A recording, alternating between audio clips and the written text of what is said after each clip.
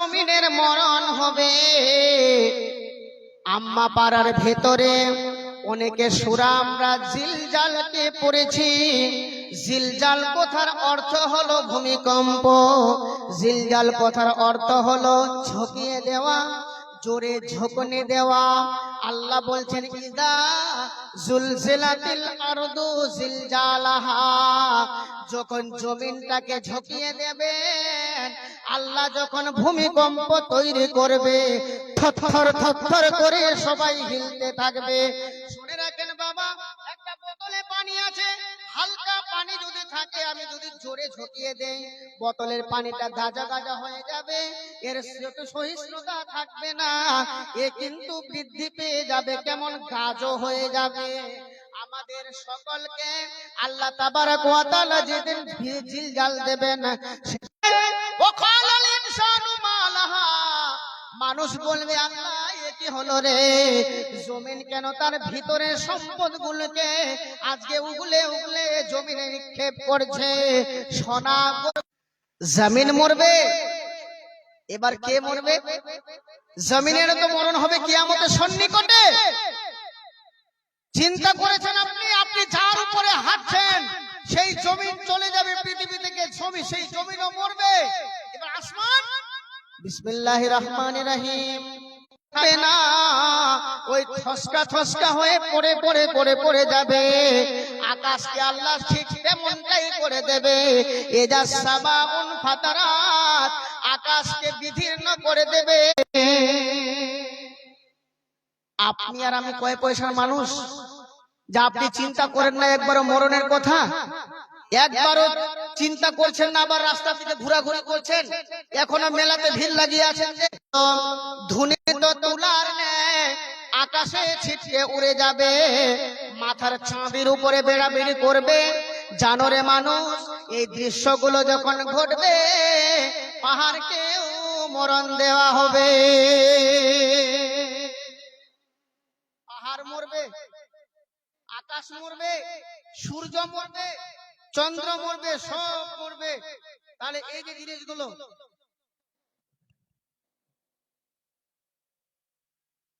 আচ্ছা পাহাড় টাহাড় সব মরবে, আমরা কিন্তু এটা বুঝতে পেরেছি। আর যদি না বুঝতে পারি, তাহলে আরেকবার আমি বলছি আপনাকে, ভালো করে শুনে নিন। পৃথিবীতে যে এসেছি আমরা, আমার সঙ্গে কথা বলেন তো আপনারা বাবা, আমাদের আগে যারা এসেছিল পৃথিবীতে, আদম থেকে শুরু করে বিশ্বনবী মুহাম্মদ রাসূলুল্লাহ বলুন সাল্লাল্লাহু আলাইহি সাল্লাম, তিনারা কি এখনো আছেন না চলে গেছেন? চলে গেছেন, সব চলে গেছেন। তো আমরা যে থাকবো এটা কখনো হতে পারে না, আমাদেরকেও চলে যেতে হবে। কবি বলেন, দুনিয়া তো নয় গো বন্ধু এ মুসাফির খানা, কয়দিন বাদ চলিয়া গো যাইব, আর তো কোনদিন ফিরব না। কয়দিন পরে চলিয়া গো যাইব, আর তো কোনদিন ফিরব না। বাবা গেছেন, দাদা গেছেন, পূর্বে যারা চলে গেছেন, তারা তো কেউ আইলো না। তোমাকে যেতে হবে গো বন্ধু, তুমিও কখনো ফিরবে না। তোমাকেও যেতে হবে গো বন্ধু, তুমিও কখনো ফিরবে না। বাবা গেছেন, দাদা গেছেন, তারা তো কেউ আইলো না। তুমিও চলে যাবে গো বন্ধু। কি হলো ভাই? ভূমিকম্প উঠে গেল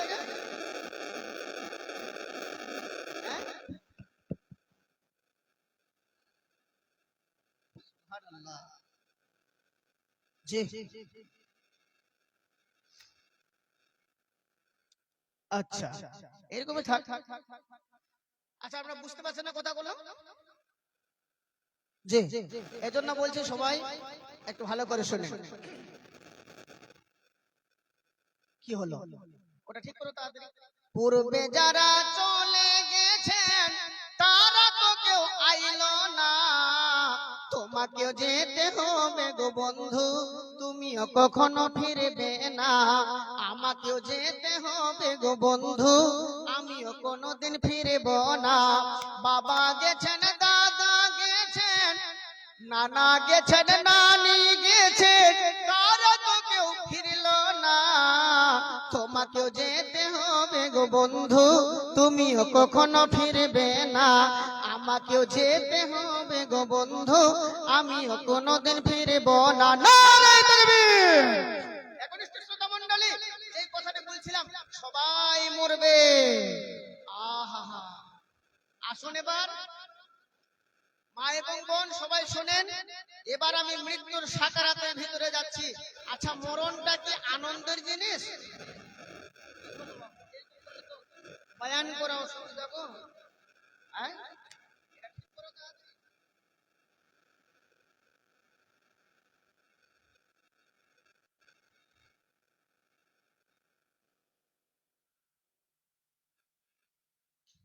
আয়েশার বাড়িতে ছিলেন 3 দিন ছিলেন। সুবহানাল্লাহ।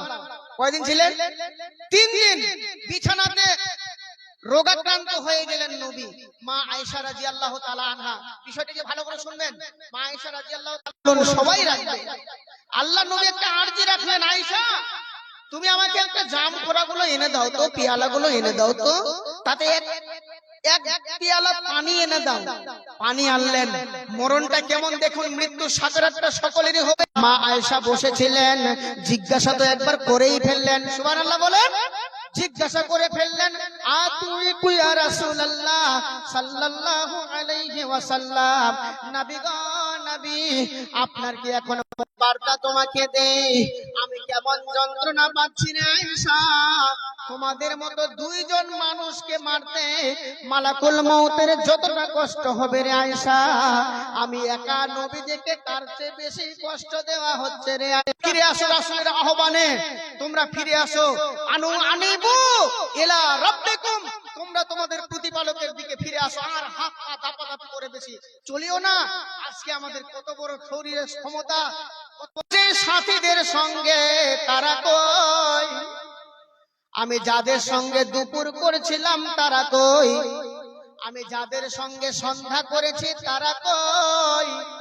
হায়রে মৃত্যুর যন্ত্রণা রে, এমন যন্ত্রণা উঠেছে। সাহাবী আমর ইবনুল আউফ নিজে বলছেন, আমি আমার সেই, আপনার কি মরণের যন্ত্রণা হচ্ছে নাকি গো বাবা? আপনার নামের পিছনে তো রাদিয়াল্লাহু তাআলা আনহু লেখা আছে, আপনার প্রতি তো আল্লাহ খুশি আছেন। আল্লাহ, আচ্ছা বলুন তো, ফণী মনসার গাছ আপনারা দেখেছেন? সামনে গোড়া থেকে শুরু করে কাটা কাটা কাটা কাটা কাটা কাটা জাতীয় গাছ, বিশাল। সেই গাছটার নাম হলো আউসাজ। আমর ইবনুল আউফ বলছেন, আউসাজ নামে বৃক্ষটাকে পেশাবের রাস্তার খবর নাই, মলদারের রাস্তার খবর নাই, ব্যথার যন্ত্রণায় সব খুলে গেছে রে বাবা। তখন বলছে আউসাজ বৃক্ষের কাঁটা।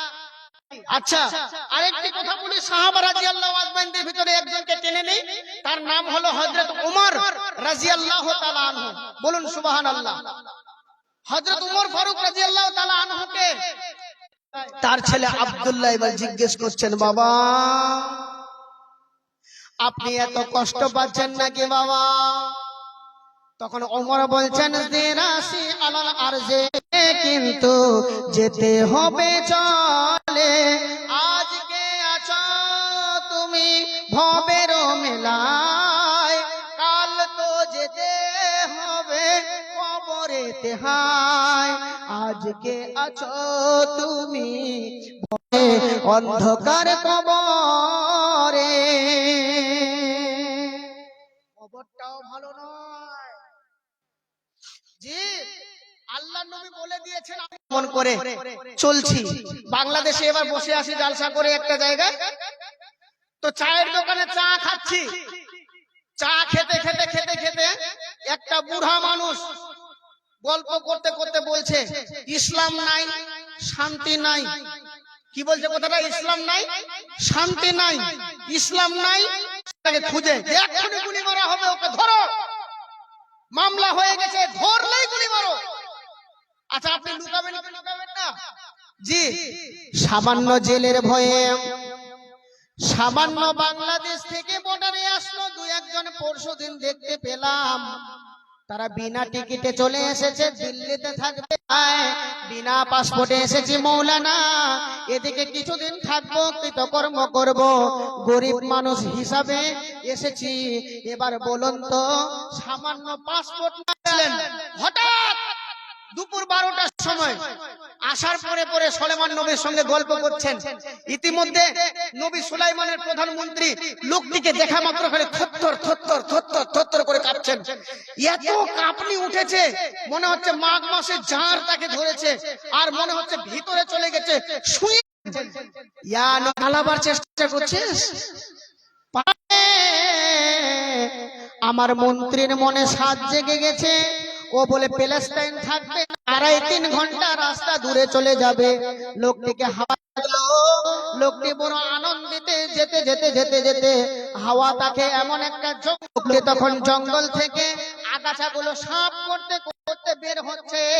আল্লাহর কসম, লোকটি বলছে আল্লাহর কসম, আমি এখানে বের হওয়া মাত্র দেখছি যে লোকটি নবী সুলাইমানের দরবারে গল্প করছিল, সেই লোকটি এই জঙ্গলের রাস্তার ধারে এসে উপস্থিত হয়ে গেছে। বলুন সুবহানাল্লাহ।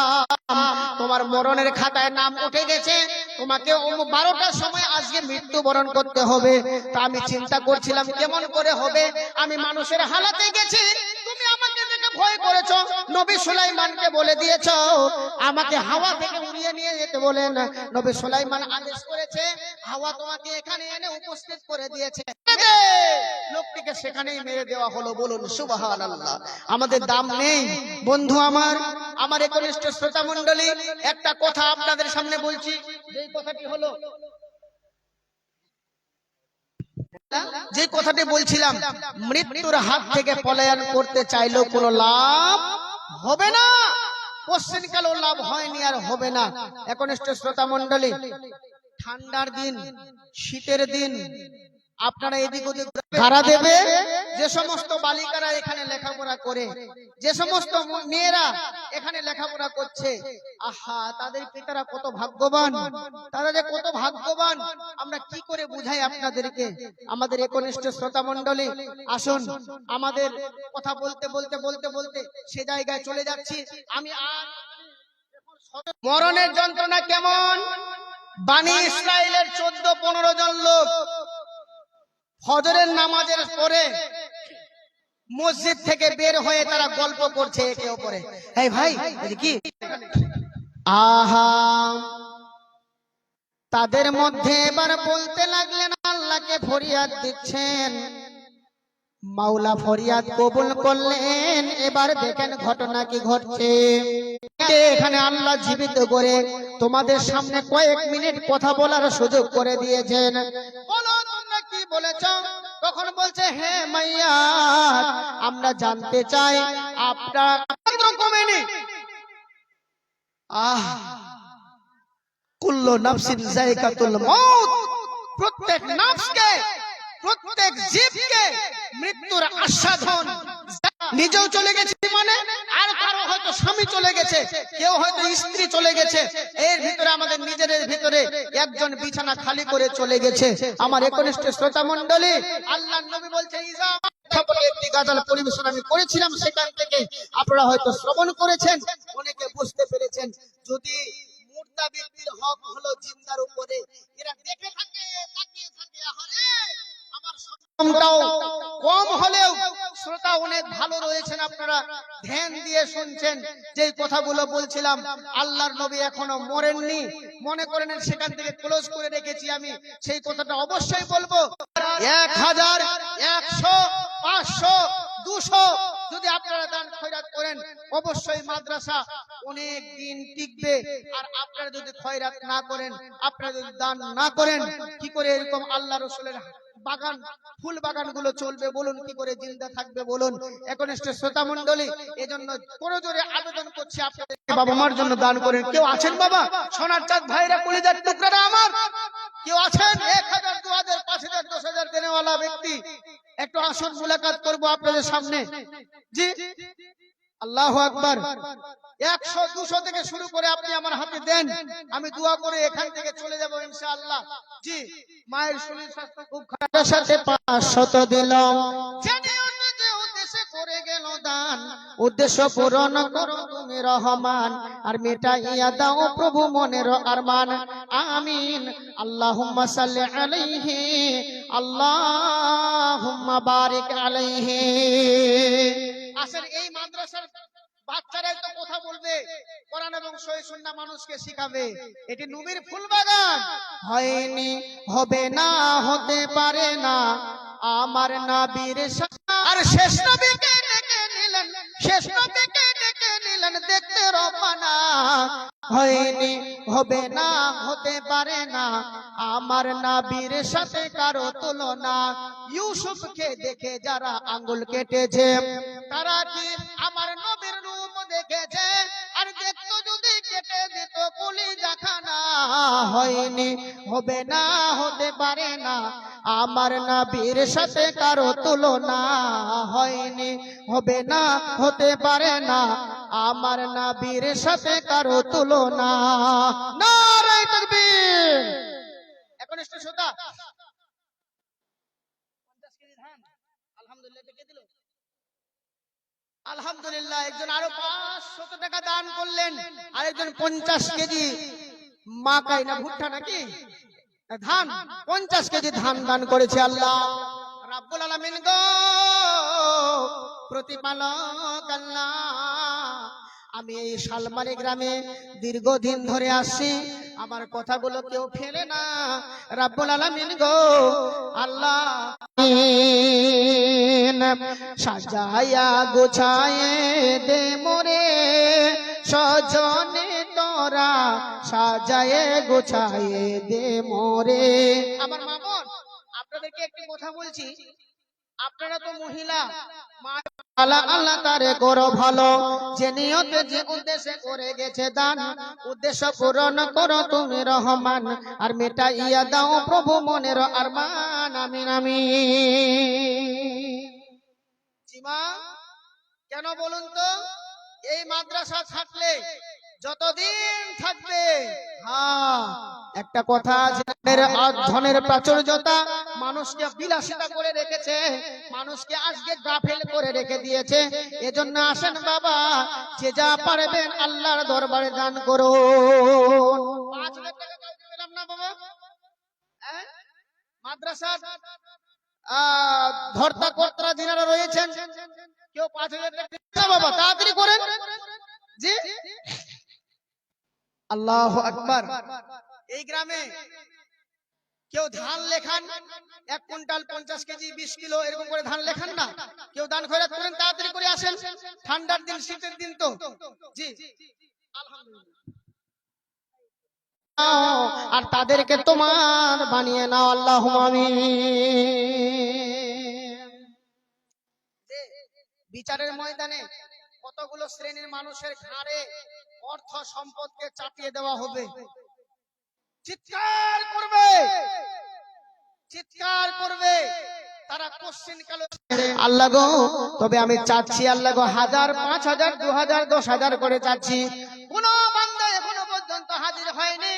রাব্বুল আলামিন তুমি দিলে জজবা বাড়িয়ে দাও, তারা যেন দান খয়রাত করতে সক্ষম হয়, ক্ষমতাটা দাও। তুমি ছাড়া কিন্তু কেউ ক্ষমতা দিতে পারবে না। আসেন আমার বাবা, কোন আল্লাহর বান্দা যদি থাকেন, আজ 5000 টাকা করবেন। এই ফেতনার যুগ আর বলবো কি, বাপ মারা গেছে, বড় গরু জবাই করে অনেক লোকজনদেরকে ডেকে খাওয়াচ্ছে, বলছে খায় কি এটা জাফর। হ্যাঁ, সমাজ আমাকে বের করে দেবে, সমাজে রাখবে না, সমাজের লোক আমাকে নিন্দা করবে। আমি তখন বললাম কুল্লু নাফসিন যায়কাতুল মাউত, প্রত্যেককে মরতেই হবে। সমাজ কেন, সারা গ্রামের লোক যদি তোমাকে আলাদা করে দেয়, তুমি আলাদা হয়ে যাও। সহি কোরআন এবং সহি সুন্নাহর পক্ষে থাকবে তো তুমি থাকবে। একদিন না একদিন আল্লাহ তোমাকে জয় করবে, তুমি বিজয়ের পতাকা তুলবে। আর তুমি কোন মামুন আসেন না? আল্লাহ, আমি মাদ্রাসার ধর্তা কর্তাদেরকে দেখতে চাই, কেউ আসেন বাবা।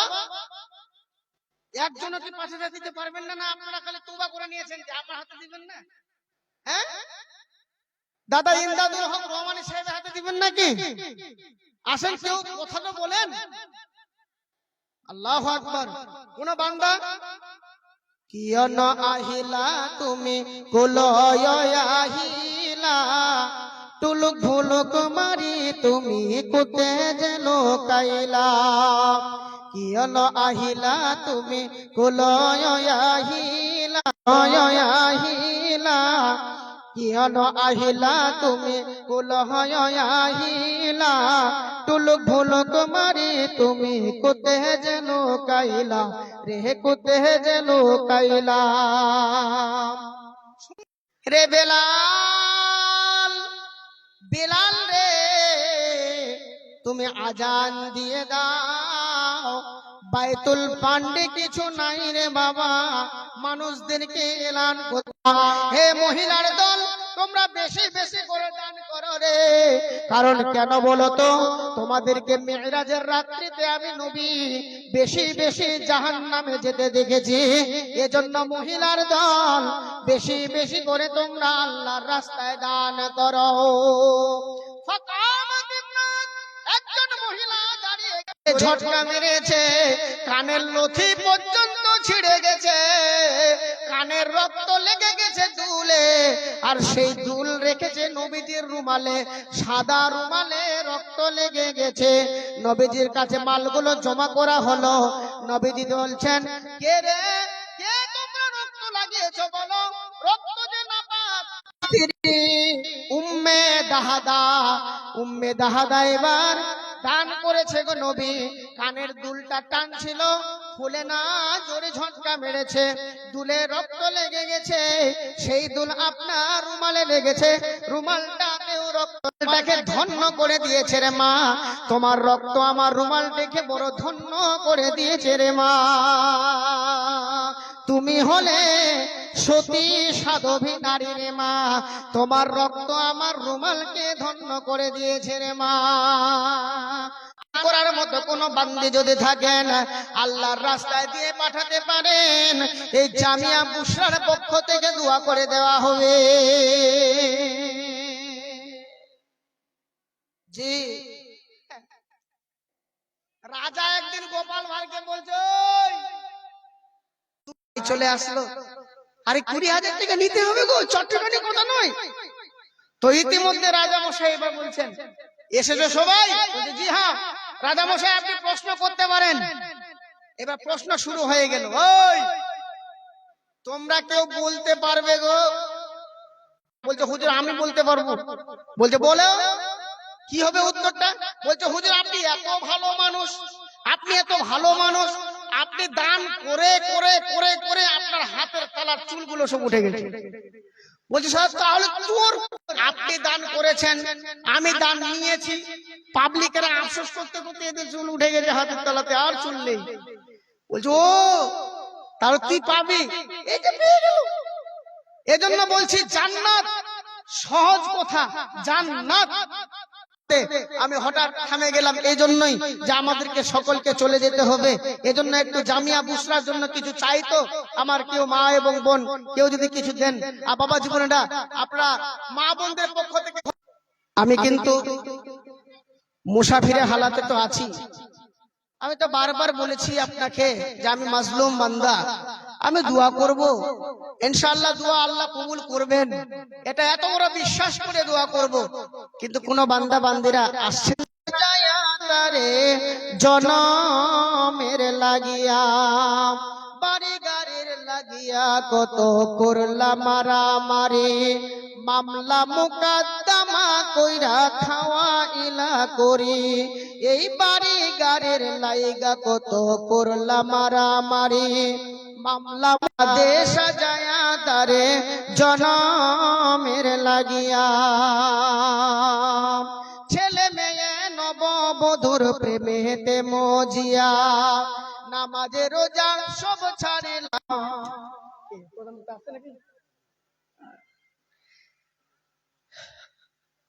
জি, প্রধান বক্তাকে নিয়ে আসেন। অনেক সময় হয়ে গেল।